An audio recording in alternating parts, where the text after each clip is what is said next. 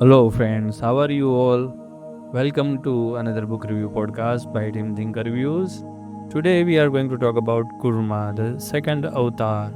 It is the second book in the Dashavatar series by Sundari Venkatraman. Friends, ancient Indian literature is a treasure in itself.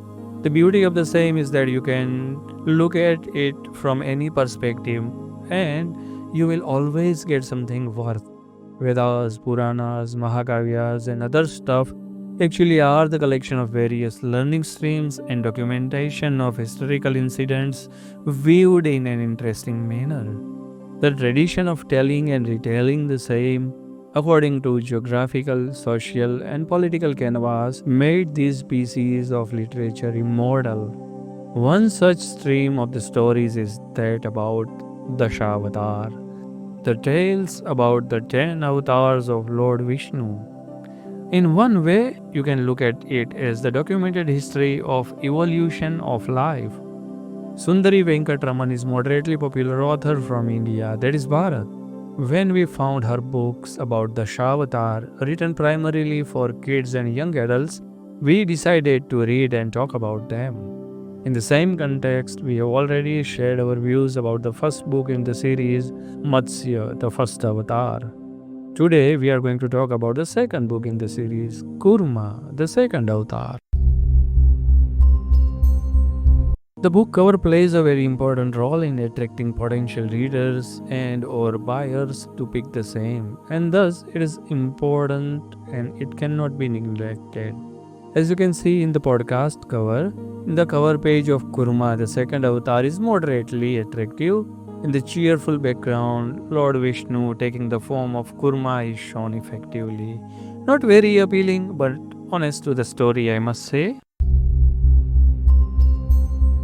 Usually, we distinguish the discussion about a book into two segments, one dedicated to the story and other to our views and reviews for the same. As this book is really short, just 32 pages, and the story it narrates is also quite popular, so we are merging both these segments here. The story starts from the point when Lord Indra, the king of the gods, was cursed by Rishi Durvasa. Actually, it made not only Lord Indra but all the Devas powerless. All the superpowers they had that made them invincible are stripped off from them. And the Daityas are now the most powerful beings. The powerless Devas cannot keep them controlled, and eventually, the balance of the universe is going to be disturbed.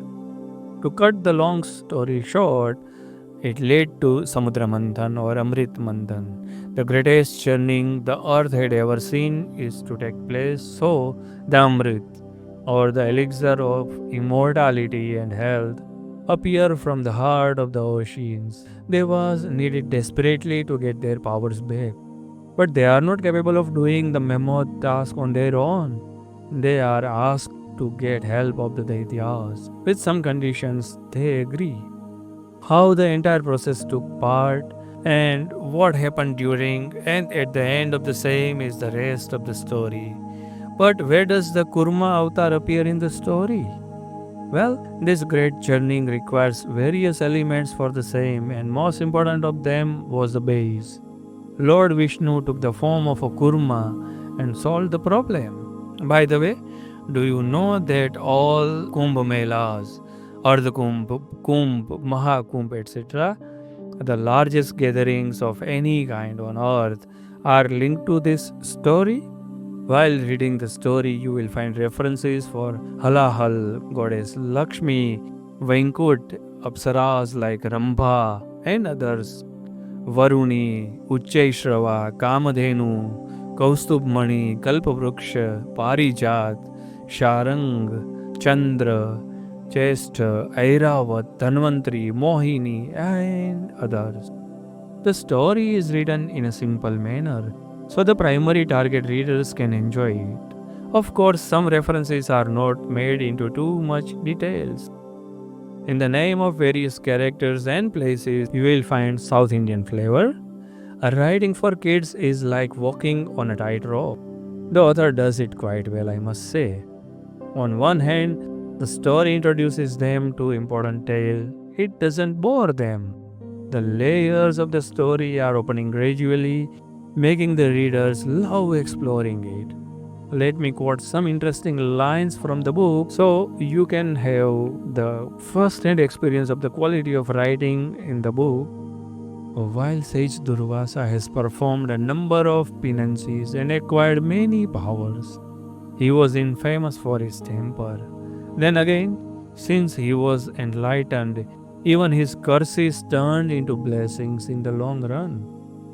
The other devas, Vayu, the lord of wind, Agni, the lord of fire, Varuna, the lord of rain, Yama, the lord of death, and many more, walked forward without the usual let in their steps and stood in front of Indra, looking at their king for guidance. Lord Vishnu listened to Indra's sorry tale with a soft smile on his radiant face. The Supreme Father had no judgment as he lay back listening to the Deva king's woes without interrupting. But then, there was a reason why Parvati trapped the poison in her lord's throat. While the universe was spread all over, it is also held deep within the belly of Lord Shiva, where he protects it like a baby that is in the mother's womb. The glossary and God to me is are really interesting segments of the book. As the book is intended for global audience, the author could have named the characters in more generic forms. That is the only comment I can have. In summary, Kurma, the second avatar, is an interesting book talking about ancient Indian literature in a simple yet effective manner. From Team ThinkerViews, I would love to give it 7 stars out of 10.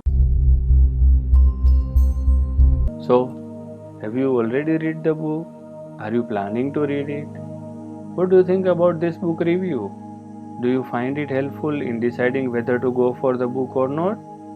Please do share your genuine remarks via comments below. If you have enjoyed listening to the review, please hit the like button and do not forget to share it with your friends and other fellows whom you think such reviews interest more. Till we meet with our next podcast, bye bye, take care, namaskar.